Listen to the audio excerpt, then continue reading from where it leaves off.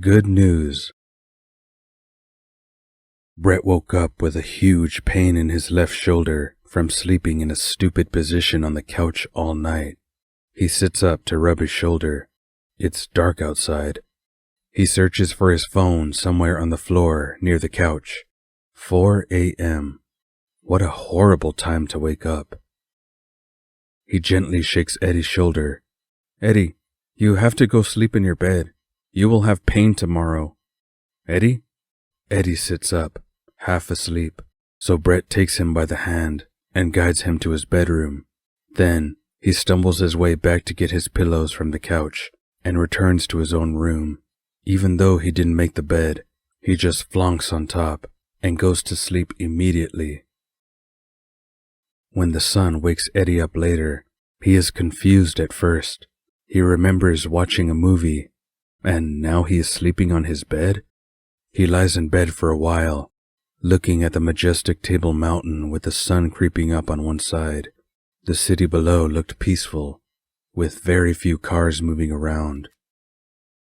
He gets up to use the bathroom and go make some coffee.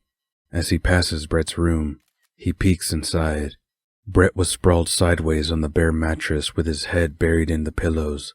The sun rising through the window paints golden streaks over Brett's face and hair. Almost like an angel, he thinks to himself. He makes 2 cups of coffee and then brings them to Brett's room.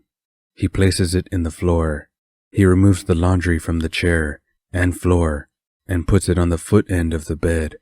Then he moves the chair next to the bed and puts 1 cup of coffee on the chair. Brett, he says gently. Bretty, wake up. I brought you some coffee. Brett slowly opens his eyes, then stretches out like a cat and turns around. Too early. Dude, wake up, or I tickle you, Eddie warns. No, Brett mumbles as he buries his head deeper into the pillows.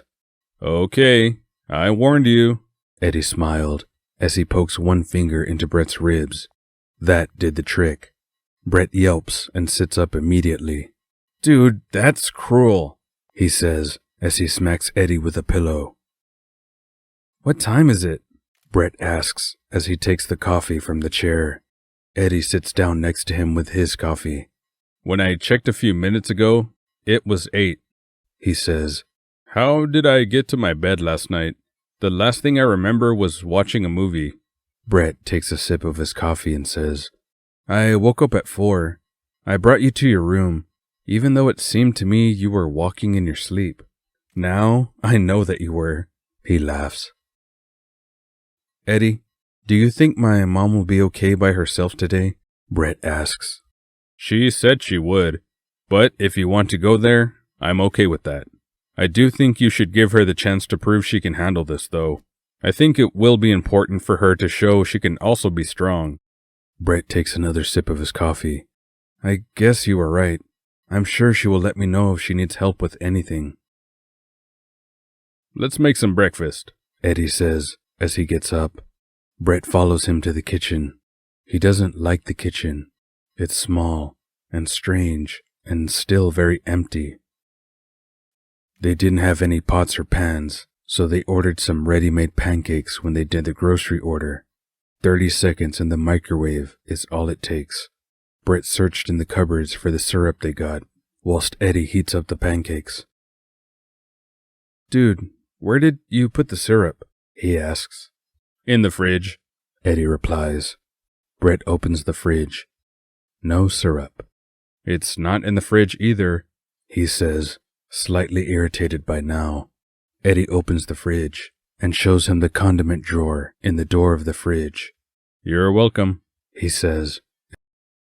As they sat at the strange kitchen table eating, Brett gets a message on his phone.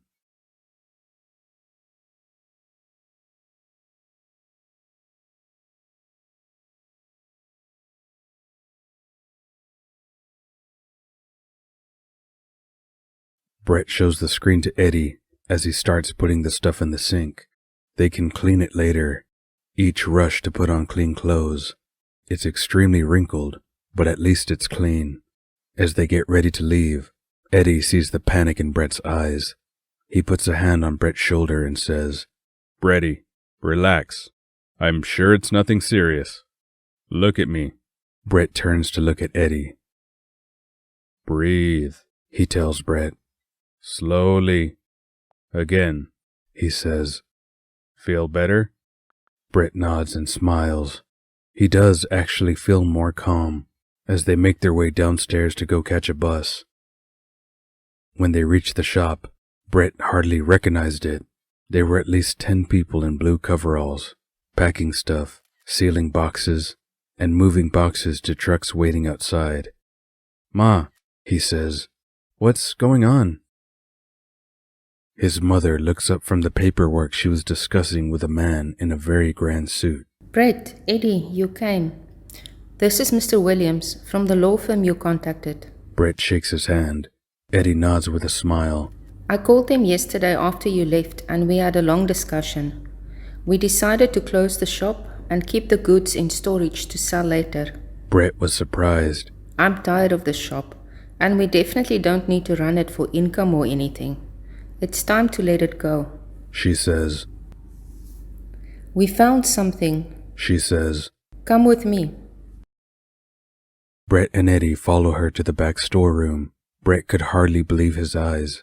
The boxes he shipped from Singapore, unopened, stuck in a corner, with some others he can see were shipped from China. "How are they here, Mom?" Brett asks. She shrugs her shoulders. I'm not sure. I guess they got delivered some time back when I wasn't home, and your dad might have thought it was stock for the shop and told him to bring it here. Brett gives her a hug, almost crying. "Thanks, Ma. I'm so glad you found it." Let's go have some coffee, then I'll tell you everything that happened yesterday and today, she says. They walk out to the front of the shop, where she takes her handbag from behind the checkout. We will be back in a while, Mr. Williams, she says. Together, the three of them cross the road.